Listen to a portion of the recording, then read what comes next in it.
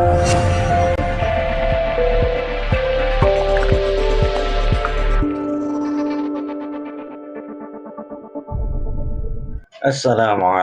warahmatullahi wabarakatuh.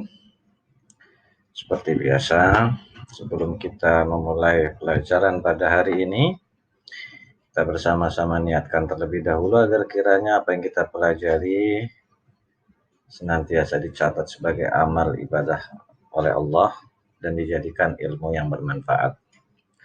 Bismillahirrahmanirrahim. Nawaitu ta'alluma wa ta'lima wal ibadata wal istifadata wal hasa ala tamassuki bi kitabillahi wa sunnati rasulihi wad dalalata alal huda wal khair. Amin ya rabbal alamin. Baik, kita lanjutkan kajian kita, pembelajaran kita di surah Al-Alaq ini. A'udzubillahi minasyaitonirrajim. Bismillahirrahmanirrahim. Sanad'uz zabaniyah. Kalau dibaca waqaf, kalau dibaca wasal sanad'uz zabaniyata. Ya. Sanad'uz zabaniyah. Ini saya sengaja ditulisnya adalah bacaan waqaf karena ini di akhir ayat. Sanad ini adalah qalqalah sughra, ya, alif lamnya alif lam syamsiyah, ada ba berharokat fathah di depannya alif, ini adalah mad tabi'i. Ya, adapun waqafnya adalah waqaf mamnu. Lebih baik dianjurkan untuk tidak berhenti. Sanad'uz zabaniyata kalla, nanti kalau misalnya dilanjutkan dengan ayat berikutnya. Kelak kami akan memanggil malaikat zabaniyah, penyiksa orang-orang yang berdosa.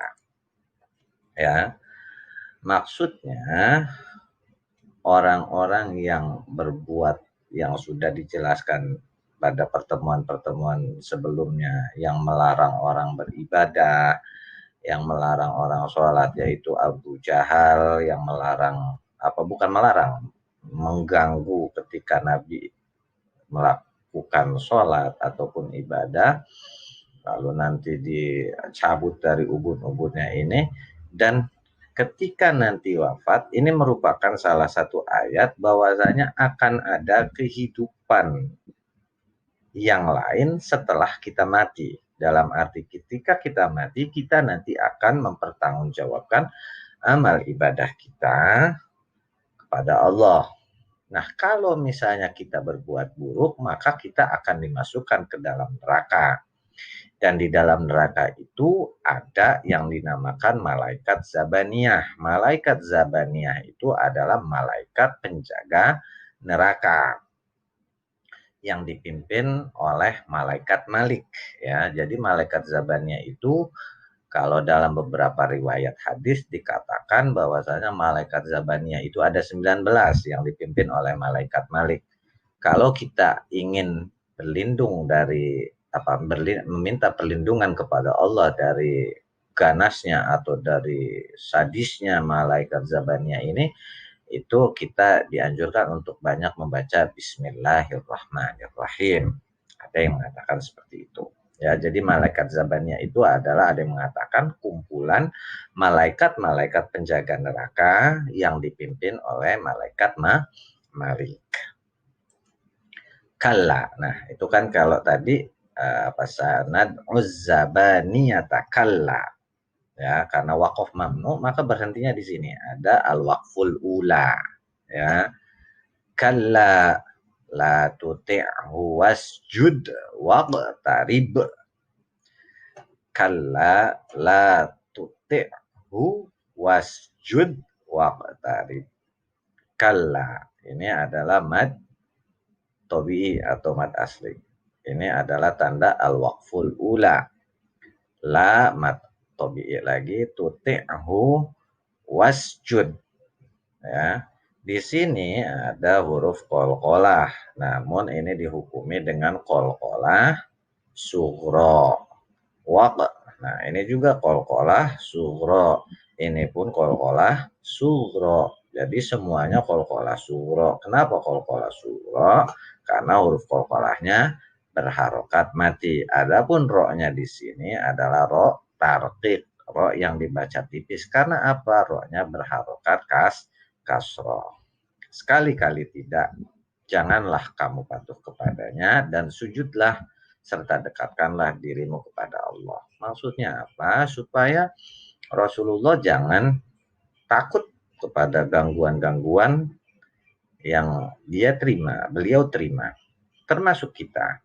Kita pun jangan takut. Karena apa? Orang yang beriman itu la khaufun alaihim walahum yazanun. Orang yang beriman itu tidak merasa takut dan tidak merasa bersedih. Karena apa? Mereka yakin bahwasanya Allah senantiasa melindunginya. Selama kita berada pada kebenaran dan senantiasa menebarkan cinta dan kasih sayang.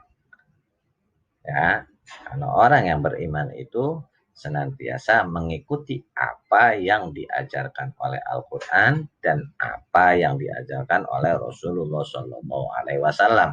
Kalau kita berpegang teguh kepada keduanya, dalam arti bukan hanya sebatas ibadah, tetapi ketika kita berkehidupan di sosial, maka la khaufun alaihim walahum yazanun. Tidak ada rasa takut ataupun tidak ada rasa sedih, karena semuanya digantungkan kepada Allah Subhanahu wa taala. Ya, itulah sebabnya kita diajarkan jangan patuh kepada orang-orang yang malah menjerumuskan kita kepada kemaksiatan kepada Allah. Dan sujudlah serta dekatkanlah dirimu kepada Allah. Nah, satu, kita nggak boleh taat kepada orang yang mengajak kita kepada kemungkaran, kemaksiatan. Lalu dianjurkan apa? Kalau kita mendapatkan masalah, maka bersujudlah dan dekatkanlah dirimu kepada Allah. Maksudnya, kalau kita memang mendapatkan masalah, baik kita punya masalah ataupun tidak punya masalah, hendaknya kita mendekatkan diri kepada Allah. Ya, sehingga ketika kita senang dekat sama Allah, maka ketika susah, kita pun juga dekat sama Allah. Jangan dekatnya kepada Allah hanya ketika kita susah. Ya.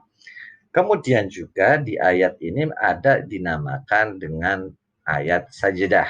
Ayat sajadah itu ialah ayat yang disunnahkan untuk sujud ketika membaca ini. Ya, disunnahkan sujud ketika ini. Jadi kalla la tuti'hu wasjud. Nah, itu hendaknya kita sujud.